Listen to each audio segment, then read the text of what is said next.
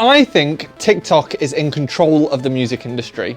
TikTok is one of the world's largest social media platforms with 1 billion monthly active users, and it holds the title for the most watch time per user on a daily basis. So it's pretty safe to say that there is a lot of power on a platform like TikTok. And for an app formerly called Musical.ly and centered around music and dancing, there is no surprise that TikTok is going to have some level of influence within the music industry.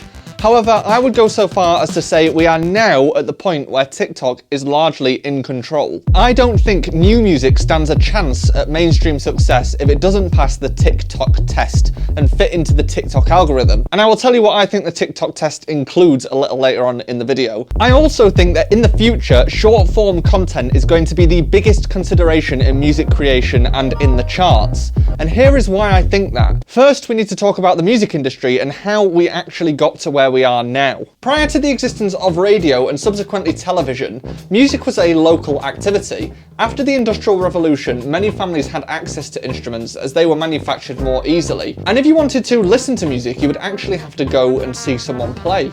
Shocker. However, when the gramophone was invented and enabled music to become more widely available in the form of records, there was also the arrival of record labels. The job of a record label is to essentially market their artists, and for their connections and what they spend on marketing, they take a portion of the ownership of the music. On average, this can leave the artists with 10 to 15% of their own song, which personally I think is absurd. But what do I know?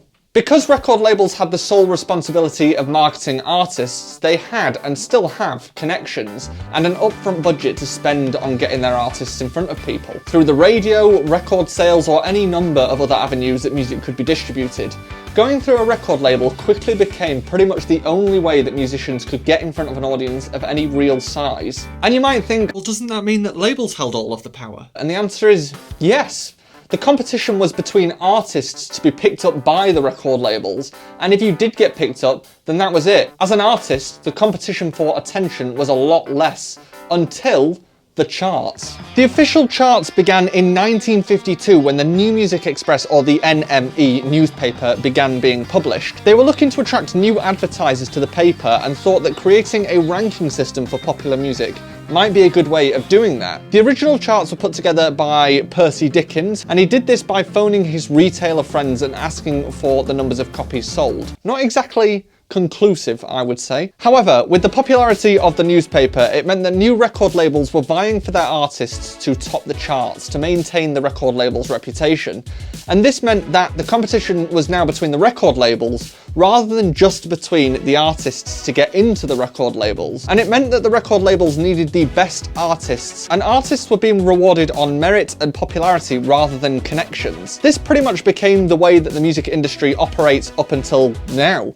Even through the popularization of self-publishing social platforms like Facebook and YouTube, or even places like Spotify, the barrier for entry into the charts or chances of gaining massive visibility is low enough that the artists gaining even slight visibility through these platforms would go on to sign with record labels to really establish their music career. That is, until TikTok came along. TikTok is an international version of a Chinese platform called Douyin, which is the version of TikTok that is still used in China now.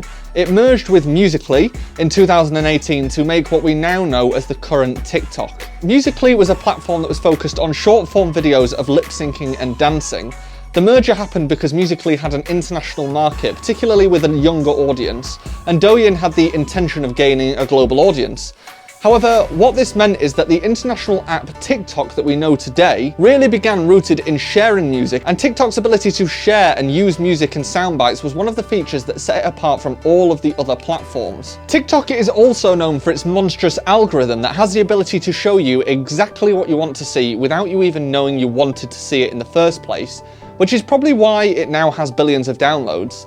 And the way it can do this is by looking at watch time and engagement on content, and showing its users content that has the highest watch time and engagement in a niche that the viewer is seemingly interested in. The nature of short form content is that viewers don't really invest in individual creators to the same level that they might have done in the days of music's screaming fandom. Oh my god, it's What this means is that content produced on TikTok is not really influenced by the following an account has, or the authority of something like a record label, but it's influenced by how long you can hold a viewer's attention and play the game of the TikTok algorithm. And just to show you the sheer scale of variation, here is my TikTok. I have 62.1 thousand followers as of this video. That might be more or less in the future, but some videos can get 2 million views and other videos can get views in the hundreds. And that is because the videos that got 2 million views held attention, got more engagement, and continued getting pushed out to new users, whereas the videos in the hundreds sucked, apparently. I'll try not to get too emotional about it. So how is TikTok in control of the music industry? Well, TikTok now kind of has the role that record labels once had, when they had all the power. TikTok decides what gets in front of an audience and what doesn't, which is why YouTube and Instagram have formed their own competing short-form content feeds. And although TikTok is somewhat a meritocracy and doesn't care about who you are or what connections you have, the problem is that the aim of music is different from the aim of short-form videos. In the same way, you would never watch a movie on TikTok because that's not why you go on TikTok, and your attention span isn't prepared for that. So what this means is that music now has to pass a form of TikTok test, which to me is three things: relatability, danceability, and memorability.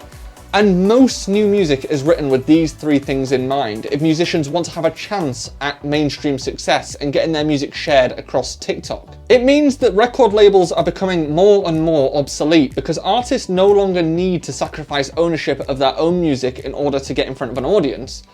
But at what cost? Because it also means that music that is now being made is being made trying to be relatable, danceable, and memorable, with the intention of going viral in a 10-second video, rather than being made with the intention of being a good piece of standalone art. And whether you are on TikTok or not, music that is used on television, advertising, or wherever else you see music in life has no doubt been made with TikTok's 10-second potential in mind. I mean, what do you think? Do you feel like you have seen a change in your own music consumption habits since TikTok became a major competitor in the social media and content world? Let me know in the comments. And while you're there, make sure to like and subscribe for more videos like this one. Something music making can do outside of TikTok is increase your happiness, and that is exactly what this video is about. So if you are interested in that, head on through and I will see you there.